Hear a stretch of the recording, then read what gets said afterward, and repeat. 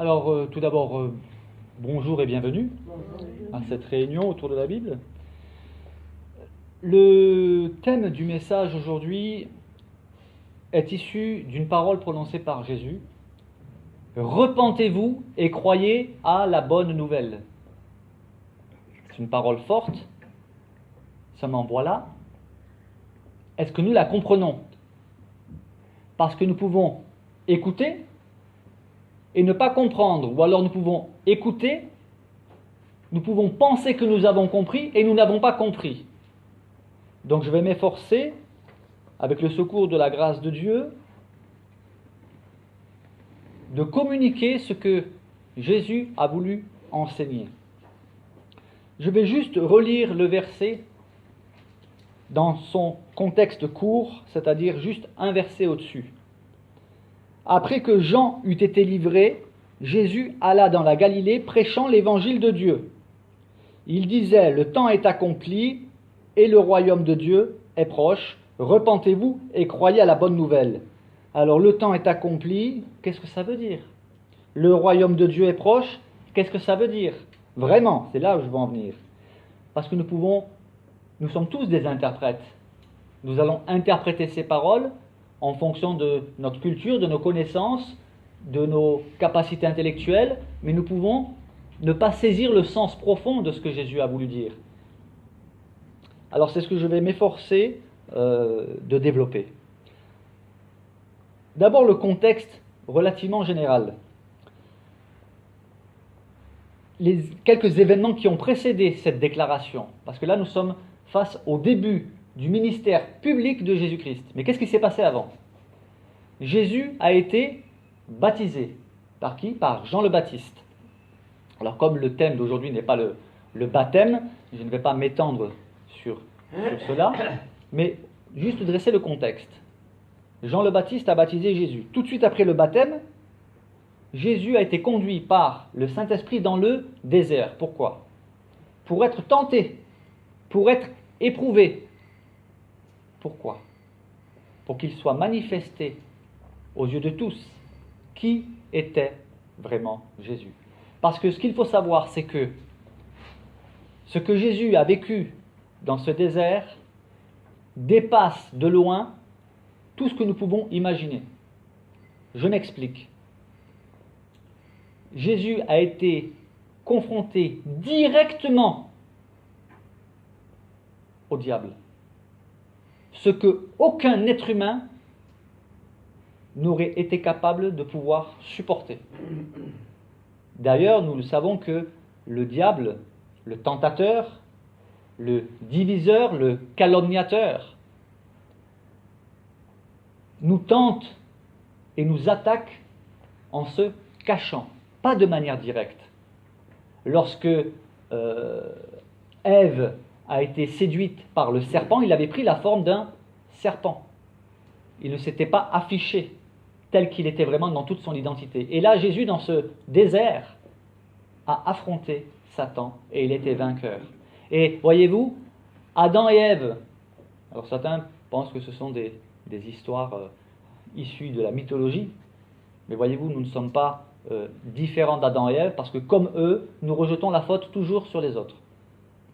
Adam a dit que s'il a chuté, ce n'est pas de sa faute, mais c'est la femme, il s'est adressé à Dieu en disant, la femme que tu m'as donnée a pris du fruit, donc elle a désobéi. La femme, elle a dit, c'est le serpent qui m'a tenté.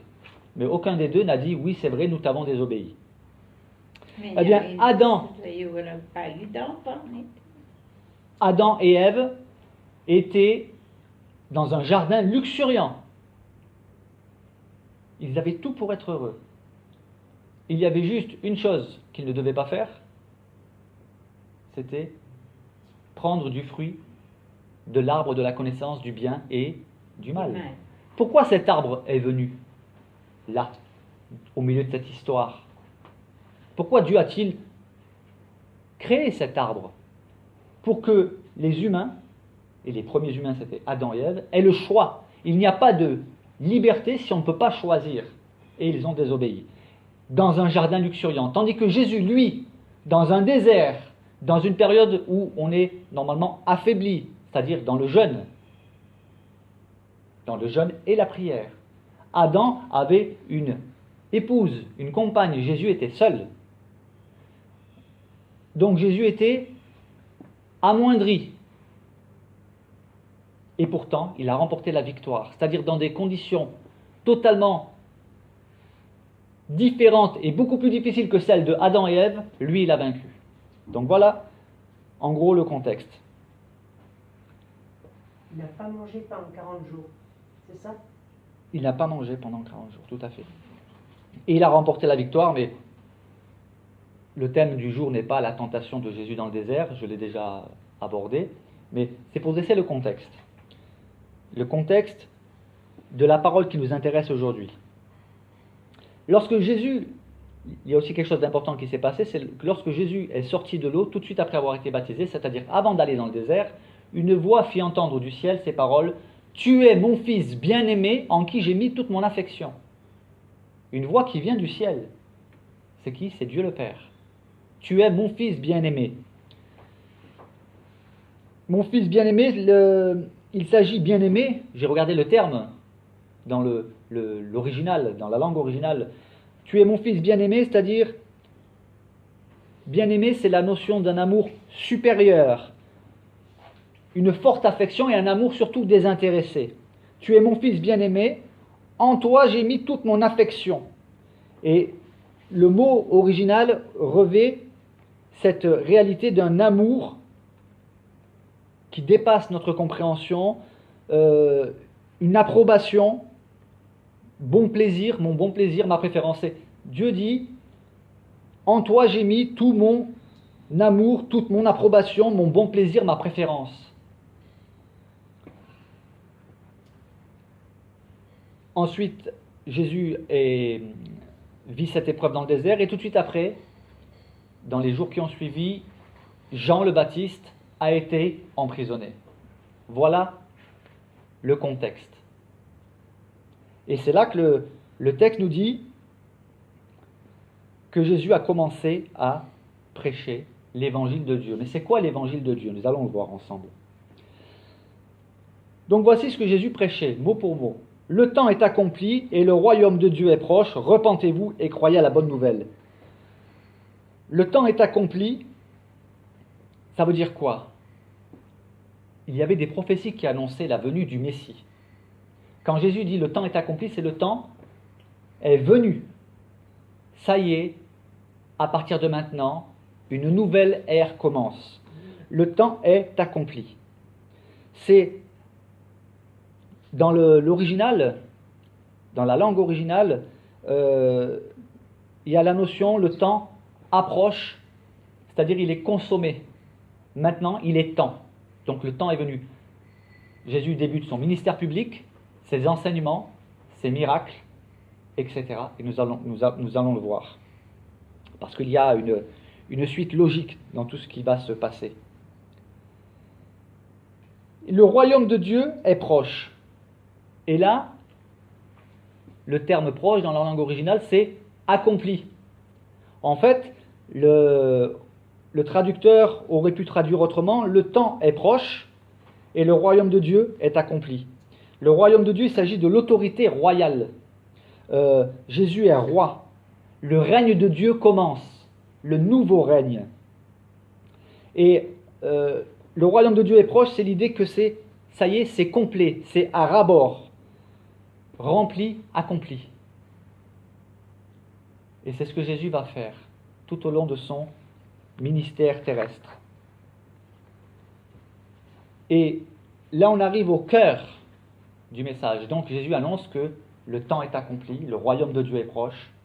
Et qu'est-ce qu'il prêche? Quel est le cœur du message de l'Évangile?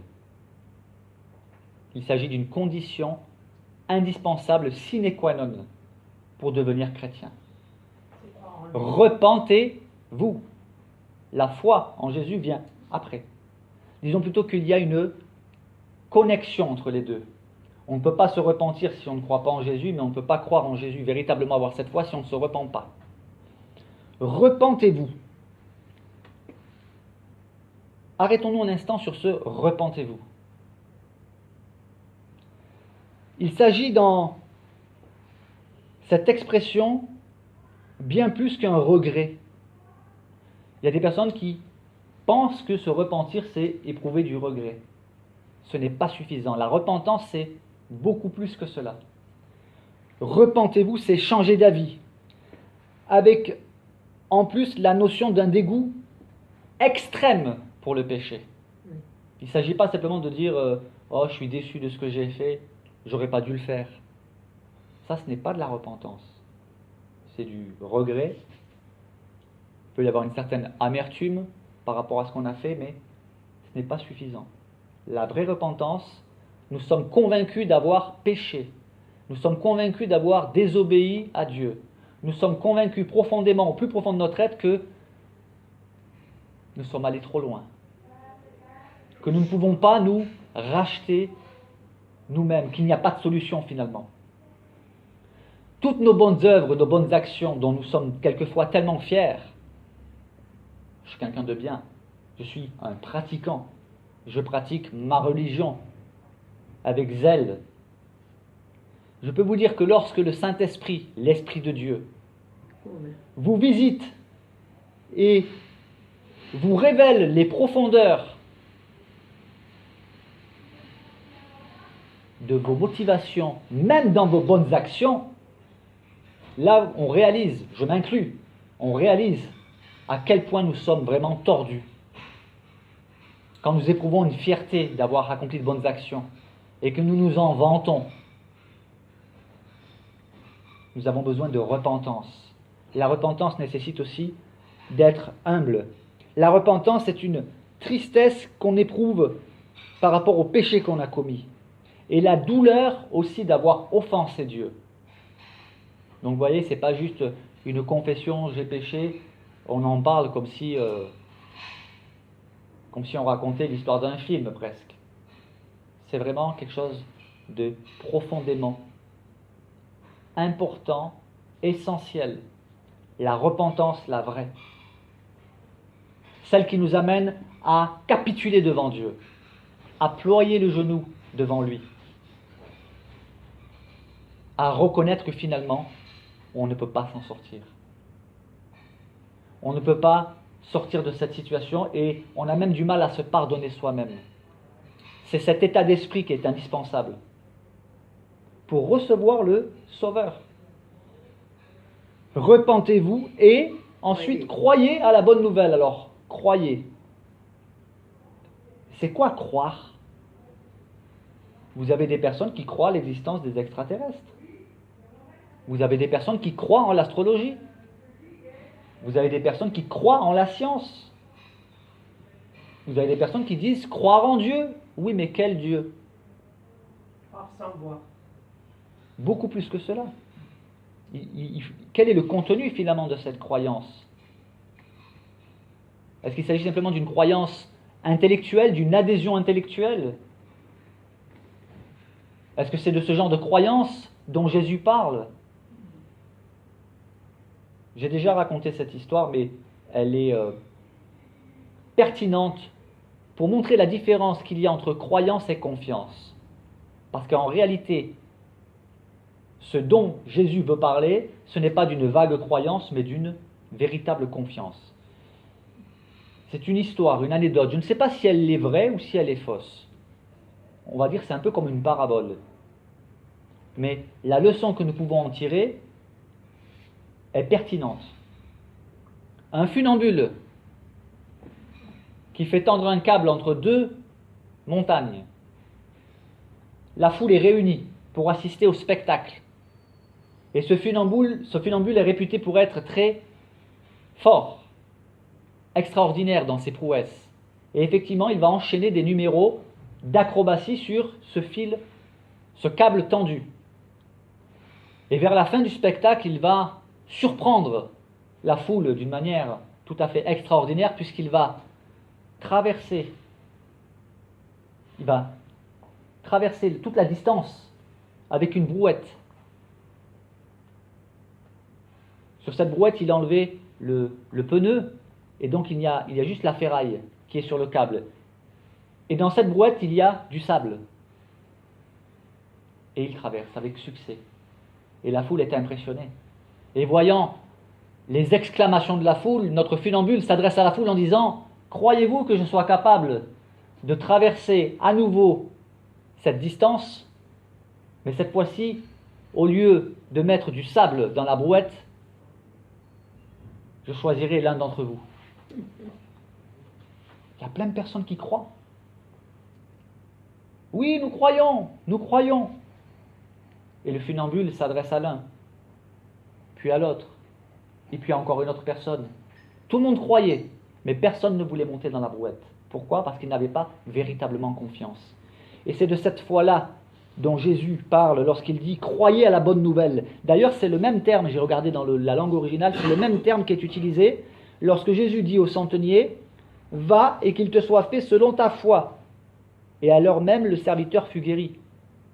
Vous connaissez l'histoire de ce centenier qui se sentait indigne, qui a fait envoyer vers Jésus une délégation pour demander à Jésus d'intervenir en faveur de son serviteur qui était très malade.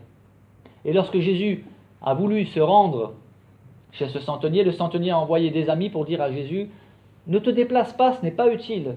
Il suffit que tu prononces un mot, un seul, et je sais que mon serviteur sera guéri. » Et la foi de ce centenier a été admirée par Jésus, à tel point que Jésus lui a dit « Dans tout Israël, je n'ai pas trouvé une aussi grande foi. » Eh bien, c'est le même terme, c'est de cette foi-là dont il est question.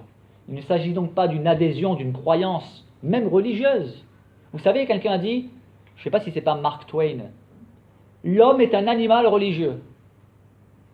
Nous aimons apporter devant Dieu notre religion. Ça a été l'erreur de Caïn qui a tué son frère Abel. Il est venu avec des fruits, le fruit de son travail, ses bonnes œuvres. Et son sacrifice, son offrande n'a pas été agréée par Dieu.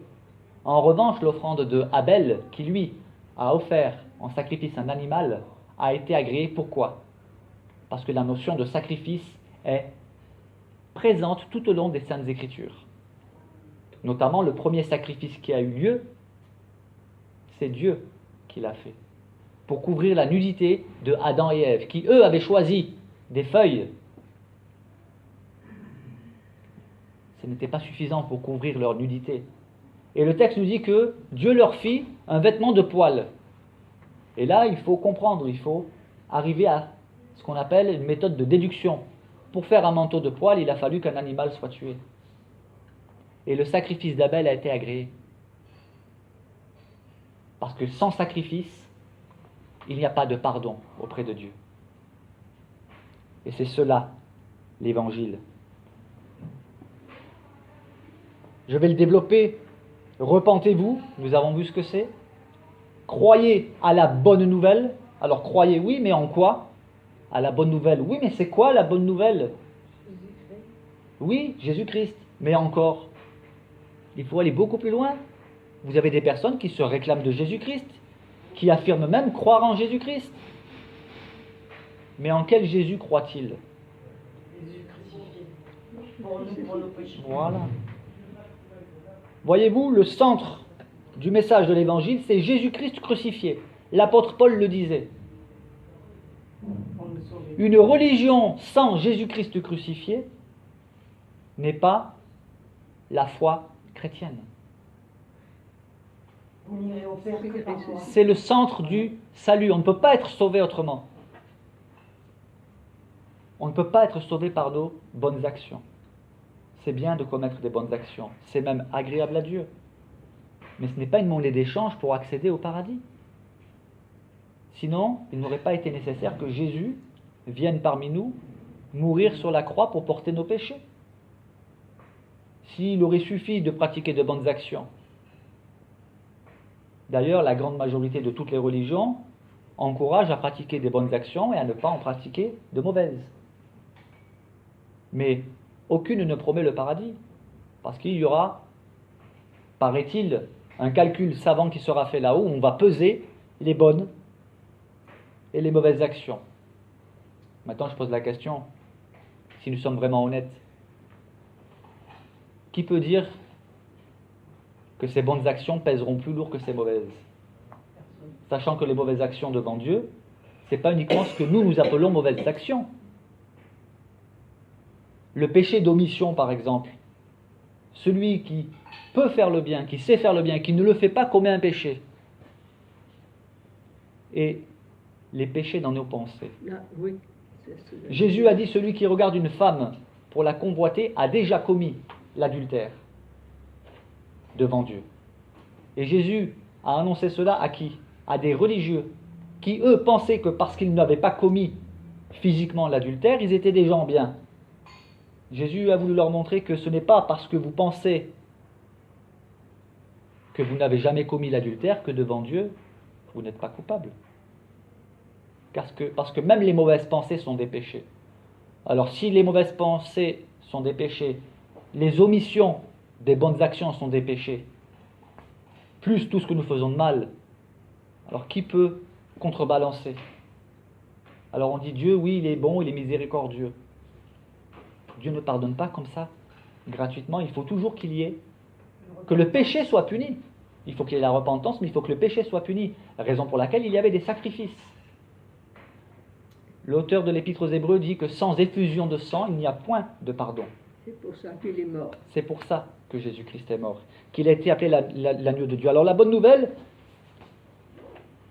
regroupe l'ensemble des évangiles, l'ensemble des enseignements de Jésus, l'ensemble des enseignements des apôtres. L'apôtre Paul, d'ailleurs, s'adressant à des chrétiens à Rome, donc dans l'Épître aux Romains, il leur dit qu'il va venir leur annoncer l'évangile. Pourtant, ils sont chrétiens.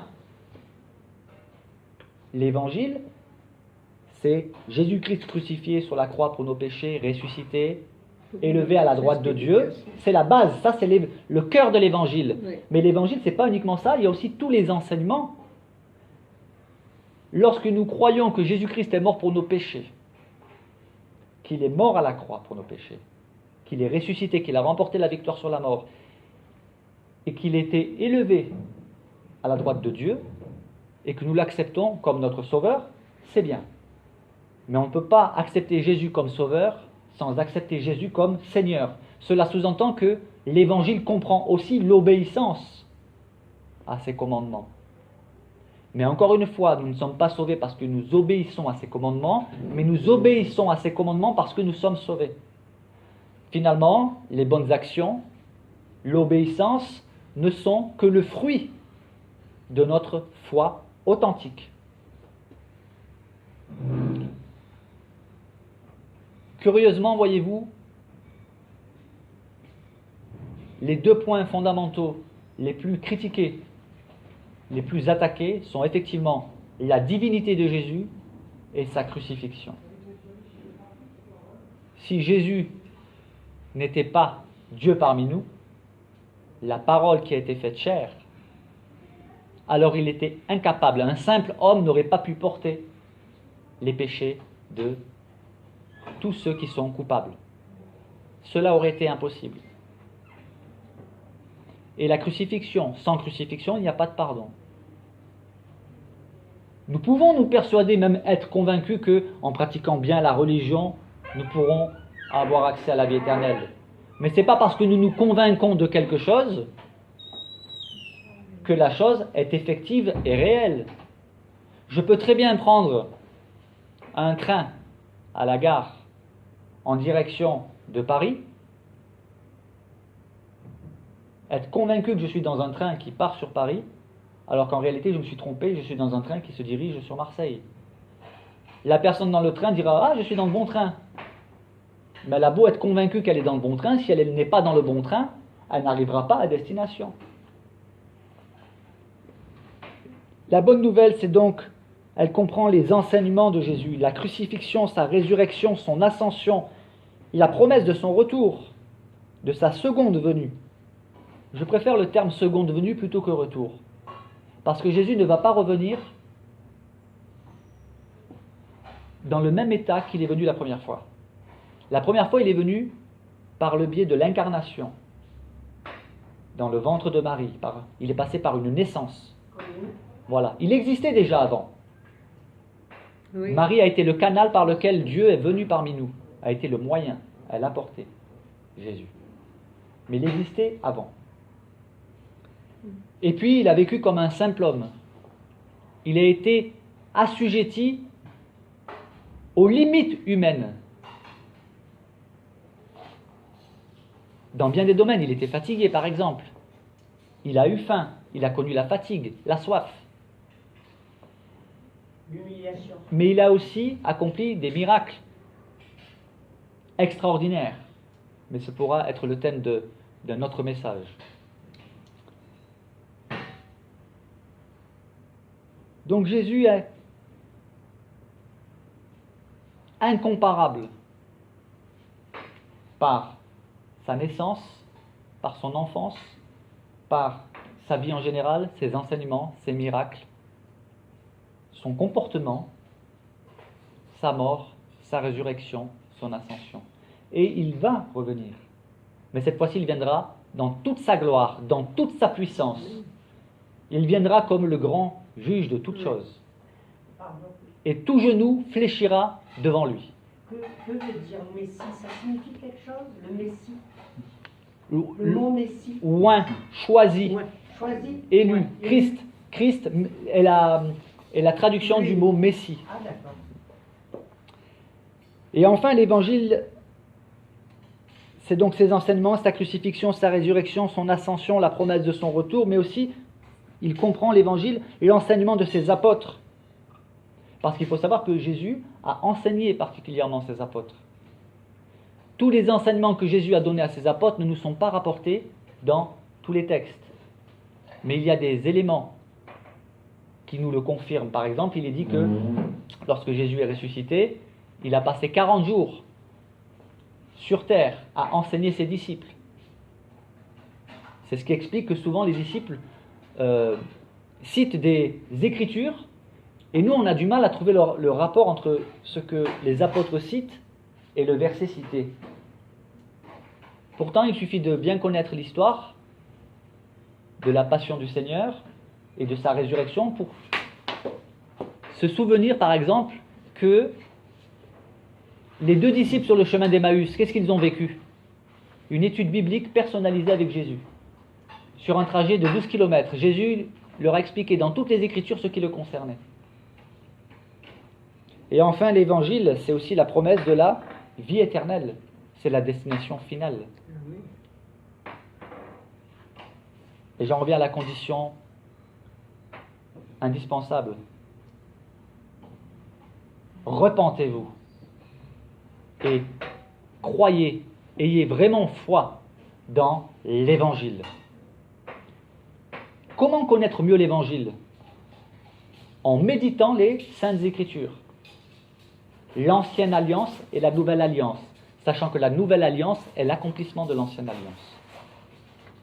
Ce que nous trouvons dans le Nouveau Testament, Jésus accomplit les Saintes Écritures. Alors c'est ma conclusion. Je relis le verset. Le temps est accompli, le royaume de Dieu est proche, repentez-vous et croyez à la bonne nouvelle. Amen. Mais vous savez, se repentir aussi, c'est changer de direction.